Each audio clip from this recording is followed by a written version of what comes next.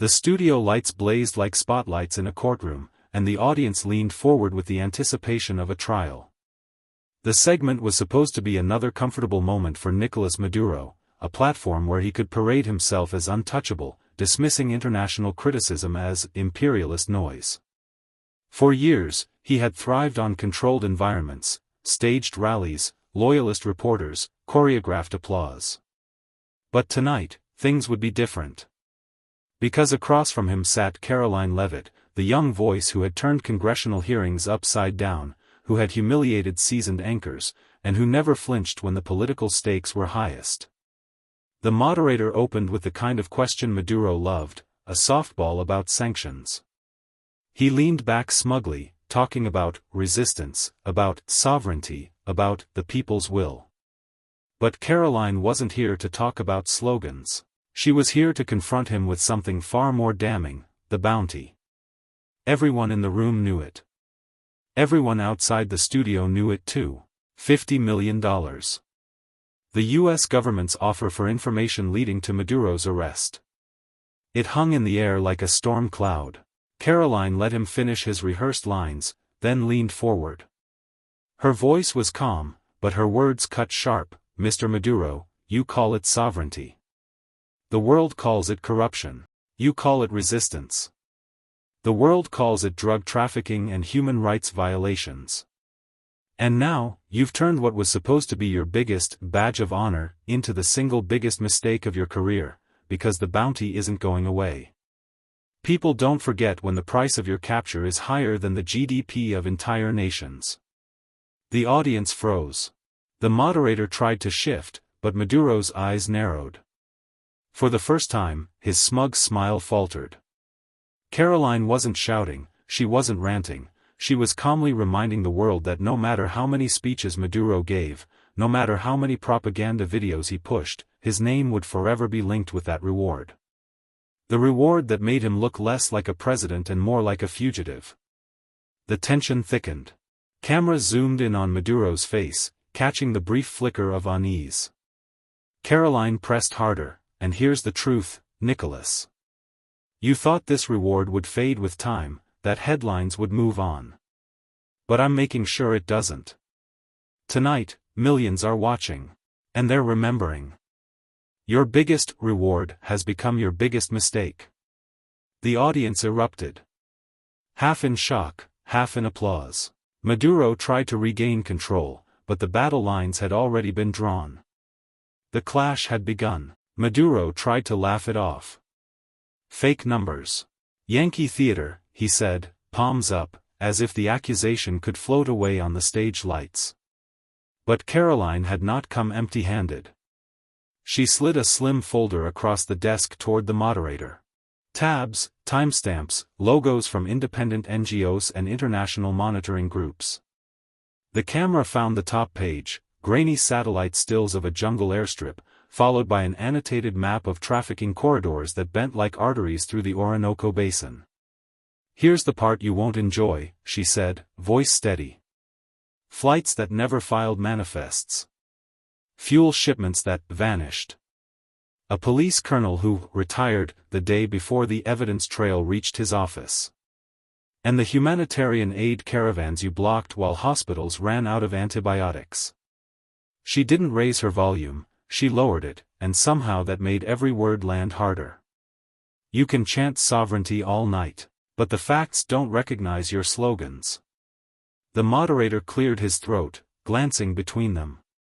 President Maduro, would you like to? Of course, Maduro cut in. This is colonial fiction. A child reading scripts from Miami. He flashed a television smile to the audience. Tell me, señorita, did your producers also write the tears for your closing scene? Karoline didn't blink. No. But a lot of Venezuelan mothers did, over empty cribs. She tapped the folder once, then opened a new tab on the studio tablet, mirroring to the big screen. A hallway monitor, dim, shaky, captured a nighttime queue outside a clinic. A woman's voice, weary and matter-of-fact, we bring salt water to pretend it's saline. The room sucked in a breath. Even the moderator stopped shuffling his notes. Maduro leaned forward, jabbing a finger. Propaganda. Anyone can fabricate. Then why, Karoline cut in, do your own ministers keep resigning the week they're subpoenaed abroad? Why did 3 of your pilots defect with flight logs? Why did your former intelligence chief beg for asylum and bring a hard drive like a black box from a crash site? A murmur rolled across the audience. The control room threw up a split screen, Maduro's jaw tightening on one side, Karoline's profile lit like a statue cutting through fog on the other. She didn't relent. You thought the reward would scare whistleblowers into silence. It did the opposite. It gave them a number for the risk they were already taking. Beat. And it told the world how confident investigators are that you don't survive sunlight. Maduro slumped back, switching tactics. Sanctions starved our people. You celebrate suffering. Karoline nodded once, as if she'd been waiting. Sanctions didn't design your currency. Sanctions didn't dissolve your legislature. Sanctions didn't order soldiers to fire on kids with cardboard shields. She let the silence sit. Do you know what those kids wrote on the cardboard? Pan y futuro. Bread and a future. There's your referendum. A low, wow, leak from somewhere in the back row. The moderator tried again, we need to. One more, Karoline said, eyes on Maduro, not the camera. You can call me young, you can call me American. But you can't call me wrong. She lifted the folder once more, almost gentle now. Aviation fuel invoices, bank wires to front companies, the customs officer who vanished after scanning a pallet labeled grain. Your greatest reward wasn't an insult. It was a mirror, and tonight, you can't look away. Maduro's smile finally cracked. The audience felt it, the micro-defeat, the hairline fracture in a fortress facade. He reached for the glass of water he hadn't touched all night, hand shaking just enough for the lens to catch it. Karoline didn't crow. She just let the image hang there, the man who called himself unshakable, rattling under fluorescent truth. The moderator stared into camera 1, voice a touch hoarse. We'll take a brief break. The red light blinked off. The crowd didn't move. The story had shifted, and everybody knew it. The break ended, but the tension never left the room. When the red light blinked back on, viewers across the world leaned in closer. Nicolás Maduro returned from the pause with his chin high, but the faint tremor in his hands was still visible to the keen eye. Karoline Leavitt, on the other side, hadn't moved much. Her folder was still on the desk, the documents stacked like an unspoken promise that more was waiting. Señorita, Maduro began, forcing confidence into his tone, you can parade whatever papers you like. The empire has always created false evidence to topple sovereign leaders. They did it in Chile, they tried it in Cuba, they even tried it in your own elections. You are a tool, nothing more. His voice rose now, pounding the desk with his palm, and tools are thrown away when they are no longer useful. Karoline tilted her head slightly, her gaze never breaking. She let the pause grow uncomfortable, deliberately allowing the silence to show that his fury only fueled her calm. Then she answered, not with volume, but with precision. A tool doesn't bleed. A tool doesn't cry. A tool doesn't carry names. But this folder does. She slid out another sheet and placed it flat for the cameras, a list of doctors who had fled Venezuela in the past year. These people aren't weapons. They were healers. And they left not because of sanctions, but because your government left hospitals without medicine, salaries without value, and children without futures. The crowd behind the cameras murmured again, that restless sound that signaled a turning tide. Maduro clenched his jaw, trying to force the image of strength. Lies, he barked, waving his hand dismissively. Exaggerations by people paid by Washington. But Karoline didn't argue point for point.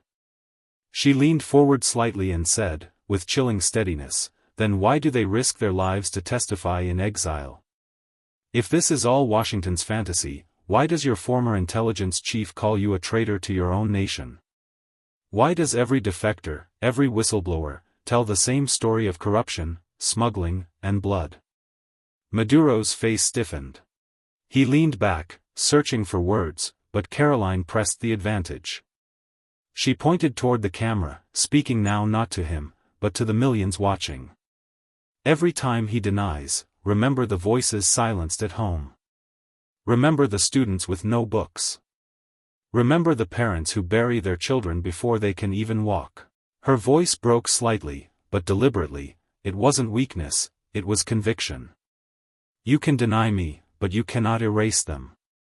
The moderator's eyes darted nervously between the two, realizing the power imbalance had shifted again. For the first time in the debate, Maduro looked cornered not by statistics, but by stories. And Karoline knew it. She sat back, folding her hands, letting her last words linger like smoke. You call me a tool. But tonight, I am only a mirror. And you are afraid of what you see. The studio erupted in a low roar. Viewers at home felt the walls tightening around Maduro's defenses. The debate was no longer just politics, it was a trial, and the evidence was mounting. The moment Karoline's words landed, the studio atmosphere thickened with a gravity that no lighting crew or sound engineer could control. Nicolás Maduro shifted in his seat, the sweat at his temple betraying the facade of control. His fingers drummed anxiously on the desk, each tap echoing like the countdown of a clock he could not stop. For years, Maduro had spoken to audiences who had no choice but to listen. Now, for the first time, he was pinned in front of someone who not only refused his narrative but shredded it with evidence. Enough of these accusations, he shouted suddenly, his voice rising above the murmur of the audience. This is theater, propaganda designed by the CIA and their mouthpieces. Venezuela will not bow to lies. He slammed his fist against the desk for emphasis. But the move felt rehearsed, desperate, a man trying to manufacture strength where none remained. Karoline didn't flinch. She slowly pulled another sheet from her folder, raising it with deliberate slowness, so the cameras could catch the seal at the top, an international report, stamped and signed by a coalition of human rights observers. This isn't Washington. This isn't Langley. These are doctors, journalists, and church leaders from Europe and South America who all reported the same thing: thousands imprisoned for protest, food rations traded for loyalty, families torn apart by militias under your command. The camera zoomed closer on the page as she laid it flat. They are not paid by Washington. They are paid in courage. Maduro tried to laugh, an awkward, shallow chuckle that rang false.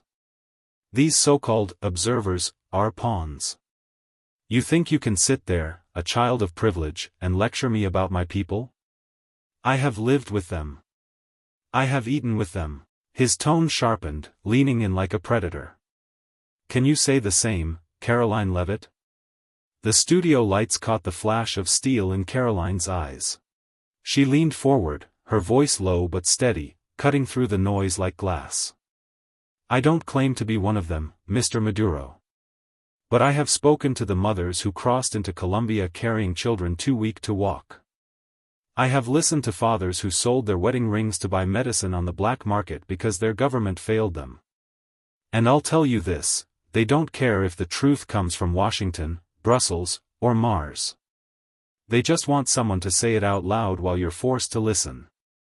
The audience erupted into a mixture of gasps and applause. The moderator raised his hand, trying to regain control, but the balance had already shifted. Maduro's attempt to frame Karoline as naive had backfired. She had turned his question into a confession of his failure. And then, with the calm of someone who knew she had the upper hand, Karoline leaned back and added one final dagger: you don't fear me. You fear the voices I carry. And that fear is why you're losing, not just this debate, but your country. The words hung in the air like a verdict, impossible to erase. The crowd knew it. The cameras knew it. And deep down, so did Maduro. The roar from the audience carried over into the next moment, and Maduro, still visibly rattled, tried to regain composure. He leaned back in his chair, forced a thin smile, and said, "You think applause changes reality? My country has survived coups, sanctions, and sabotage. I am still here, still standing. Unlike you, I don't need the West's validation." The words came out louder than he intended, echoing with a defensive tone that betrayed his unease. Cameras caught the twitch of his jaw, the way his hand clenched around the water glass before setting it down too hard, a dull thud against the table. Karoline allowed the silence to stretch for a moment, letting his words collapse under their own weight. Then she calmly reached for a small booklet she had kept close, its cover instantly recognizable, a Venezuelan constitution. The crowd leaned forward, murmurs spreading like wildfire. "You talk about survival," Karoline said, lifting the booklet. "But you swore an oath to this document. An oath you've broken again and again. Free elections, protection of basic liberties, guarantees of fair treatment under the law, every one of these promises has been shredded under your watch." Her voice carried a deliberate calm, like a surgeon making a precise incision. Maduro's eyes flickered toward the booklet, and for a brief second, the cameras caught something raw, a flash of recognition, maybe even guilt, buried beneath layers of denial. He quickly masked it, scoffing loudly. "The Constitution means nothing when foreign powers weaponize it against us. Don't lecture me about democracy when your country interferes in ours at every turn." Karoline's response was razor sharp. "This isn't about Washington. This is about Caracas. This is about the children eating out of trash bins in Maracaibo, the teachers walking out of classrooms because their salaries can't buy bread, the families risking everything on rafts across the Caribbean. Don't hide behind the shield of foreign interference. This is your responsibility, Mr. Maduro. And every time you deflect, you confess your failure." The audience broke into applause again, this time louder, with some even rising to their feet. A chant began to ripple from the back rows, faint at first but growing, "Libertad. Libertad. Freedom." The moderator tried to interject, but it was clear the energy in the room was no longer in his control. The chant spread, and the cameras captured the faces in the audience, some Venezuelan exiles, tears in their eyes, others clapping with fists raised high. Maduro leaned in, his voice dropping into a threatening growl meant only for Karoline, though the microphones caught every word. "Careful, girl. You are playing with fire." Karoline didn't blink. She leaned in just as close, her whisper sharp enough to slice through his menace. "No, Mr. Maduro. You are sitting in it. And the people holding the match are your own." The studio erupted. It was no longer a debate, it was a reckoning. The chants of "Libertad" reverberated through the studio, echoing far beyond the walls into living rooms across the globe. It wasn't just a crowd reaction anymore, it was the sound of a people long silenced finally finding their voice through someone unafraid to speak it.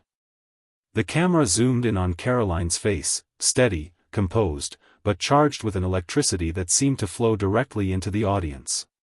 She hadn't just challenged a dictator, she had turned the debate into a stage for truth. Maduro tried to wave it all off with a dismissive gesture, but his hand shook as he raised it, betraying the nerves that no bluster could cover. He forced a laugh, low and hollow. "They cheer now," he said, his tone edging between sarcasm and desperation. "But they cheered Chavez too. They cheered me when I stood against imperialists. These people," he jabbed his finger at the audience, "they forget. They are fickle. Their applause means nothing." Karoline didn't flinch. She leaned forward, her voice cutting clean through the noise. "No, Mr. Maduro. They haven't forgotten. That's the problem for you. They remember the empty shelves. They remember the soldiers at their doors. They remember the promises you broke. And tonight, they are reminding you that your time of control is ending." The moderator tried to regain balance, stepping in with a nervous question about international aid. But the debate was already unshackled. The cameras caught Venezuelan flags waving in the back rows, people rising to their feet, their chants colliding into something unstoppable. Maduro's frustration boiled over. "This is propaganda. A circus. You bring a young American here to lecture me about my people? She doesn't know Venezuela. She doesn't know what it means to lead a nation under siege. His voice cracked mid-sentence, anger fighting against fear. Karoline turned toward him with an icy calm that seemed almost rehearsed, but it wasn't. It was conviction. You're right, I don't live in Venezuela. But I listen to the people who do. And they are louder than your excuses. If leading means starving your citizens while you cling to power, then you've redefined leadership into tyranny. And history has a way of swallowing tyrants whole. The room exploded again, a tidal wave of applause, whistles, even tears. Some in the audience clasped hands, others raised their fists, while the cameras beamed the moment into homes across Caracas, Miami, Madrid, and beyond. For the first time in the debate, Maduro had no words. His lips pressed together, his eyes darting left and right, searching for rescue, but there was none. The image of him, trapped in silence while chants of Libertad drowned the studio, would become the defining moment replayed for weeks to come. Karoline didn't smile. She didn't gloat. She simply sat back, her posture unwavering, her eyes locked on him, making it clear, she wasn't there for points. She was there for truth. And truth had just broken through his walls. The silence from Maduro stretched on for too long, and in debates silence is death. The cameras didn't cut away this time, they lingered, zooming on his tightened jaw, on the way his fingers clenched against the podium as if gripping power itself. The audience noticed. The world noticed. And Karoline, reading the moment with the precision of a seasoned fighter, refused to let the silence fade without striking the next blow. She leaned forward slightly, not shouting, not mocking, just sharpening her words like a blade. You've spent years building palaces for yourself while the people of Venezuela line up for bread. You've filled prisons with dissidents while your allies fill their pockets. You call me a foreigner, but let's be honest, you're the one who's abandoned your own people. Her tone was low, steady, the kind of voice that cuts deeper than yelling ever could. The moderator tried to steer the debate back to foreign relations, but the audience roared too loudly. Some stood on their feet again, others were wiping tears, their cries of justicia colliding with the earlier chants of Libertad. The studio had become less a stage and more a battlefield of voices, and Karoline was the clear commander. Maduro finally snapped, slamming his palm on the podium so hard the microphone screeched. Enough, he barked, his face reddening. You have no right to come here and poison this debate with lies. These are our internal matters. America has no place here. He jabbed the air with his finger again, but his gestures no longer carried authority, they looked frantic, defensive, almost pitiful. Karoline didn't miss a beat. It's not about America. It's about freedom. And freedom doesn't belong to one country, Mr. Maduro, it belongs to humanity. The fact that you think questioning tyranny is a foreign concept tells the world everything they need to know about your rule. Gasps filled the room. Even the moderator froze, sensing that history was happening live. On social media, clips of the moment were already going viral, hashtags exploding in both English and Spanish.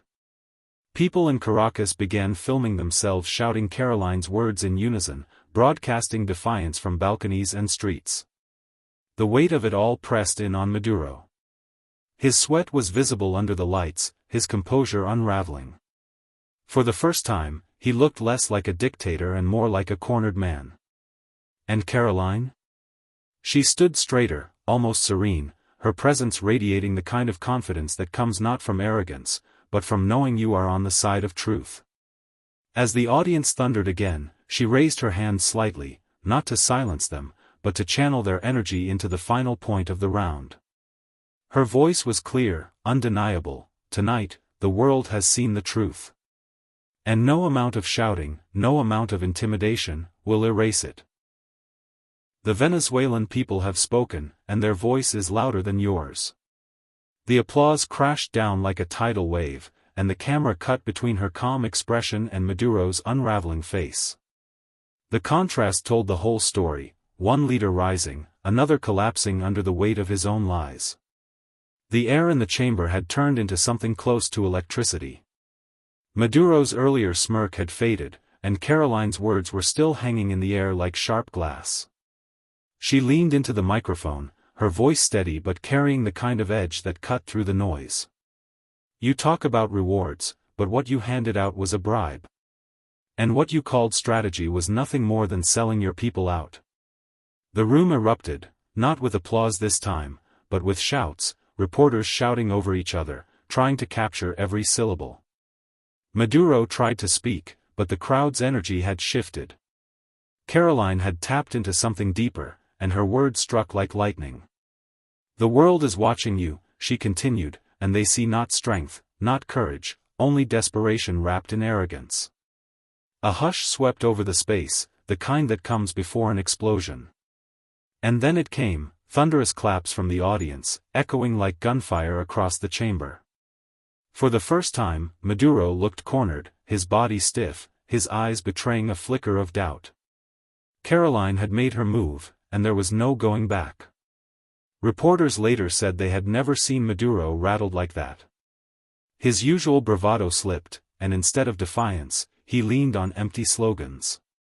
"We stand strong," he muttered, but even his voice cracked under the pressure. Karoline didn't let him off. "Strong leaders don't buy silence," she fired back. "They earn respect. And right now, you have none left." The cameras caught the moment, Karoline standing tall, eyes unwavering, the embodiment of defiance. Maduro, suddenly smaller, his hand gripping the podium as if it might keep him from collapsing under the weight of truth. Social media lit up within seconds, hashtags of her name eclipsed his, and clips of her sharp rebuke spread like wildfire. Even critics had to admit, she had turned the confrontation into a spectacle he could not control. And that was the point. Maduro wanted dominance. Karoline gave him exposure, the kind he would never recover from. The session ended, but the fallout had just begun. Outside, crowds had gathered, and when Karoline stepped into the night, she was met with chants and raised banners. "Truth wins," they shouted.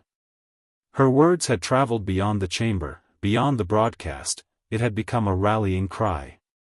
Maduro's camp rushed to spin it, but the damage was permanent. Every headline paired his name with hers, but only one came out stronger. Commentators repeated the same theme: she had dismantled his greatest weapon, fear, by refusing to bow. Standing on the steps, Karoline delivered one last line for the cameras. "Dictators fear one thing more than power slipping away, truth spoken out loud. Tonight, the truth won." The crowd roared back, and with that, she turned and walked into history, leaving Maduro's legacy crumbling behind her. My friends, tonight wasn't just about exposing Nicolás Maduro, it was about proving that truth still has a place in a world drowning in propaganda. What you saw on this stage wasn't a clash of personalities. It was the voice of the people, the cry for freedom, rising louder than tyranny. Maduro can hide behind power, behind wealth, behind lies, but what he cannot escape is the judgment of the people he has betrayed. And tonight, their judgment rang out like thunder. I stand here not as a politician, not as a performer, but as a messenger for those who have been silenced. And I promise you this, so long as dictators believe fear will win, there will always be voices brave enough to break it. The world doesn't belong to those who abuse it. It belongs to those who defend it. And together, we will write the story of freedom, louder, stronger, and more unstoppable than ever before.